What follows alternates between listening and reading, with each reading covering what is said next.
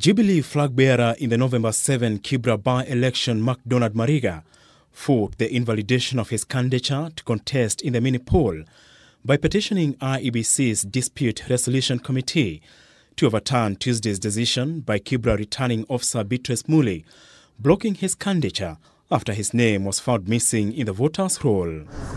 Mariga's legal team placed the burden on IEBC, terming Tuesday's decision as improper, null and void, and one that violates his rights and fundamental freedoms as guaranteed by the law as a voter and candidate. They cannot use the administrative motions inside here when a clerk did not update or whatever did not happen to deny a Kenyan who has met the threshold set in Article 38 to be a voter, which means translate for him to vie. It is missing in the register for 2017 because IEBC have not updated their register. Mariga, who was registered as a voter on the 26th of August this year in Starehe constituency, has raised legal questions likely to find way to the Supreme Court for interpretation in case the IEBC Disputes Resolution Committee upholds the returning officer verdict in 7 days' time. According to Felix Odhiambo from the Electoral Law and Governance Institute, Mariga's name appearing on the biometric system while missing in the primary voters register raises the question of what constitutes a valid voters register and the implications of gazetting a voters register.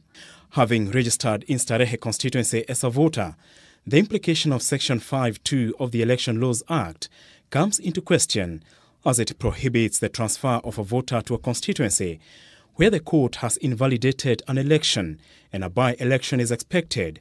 Would the same section bar Mariga as a new voter contesting in the by-election? Mariga, having registered in Starehe, which is not an election area, escapes Section 5(b) of the Election Laws Act that prohibits registration of voters in a constituency facing a by-election between the declaration of a vacancy and the date of the by-election. The returning officer intentionally gave us the last day and the last hour and the last minute to present our papers. That means the returning officer had actually predetermined that she was not going to clear MacDonald Mariga. Mariga's presence in the by-election has sparked rivalry in the ruling Jubilee Party, with the Kieleweke wing preparing to battle it out with their Tanga counterparts. Kieleweke will be supporting ODM candidate Imran Okoth, who has been christened as the handshake candidate.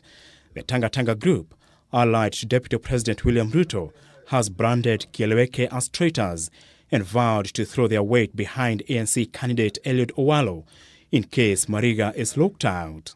And on the basis of the handshake, I will be in Kibra supporting ODM candidate.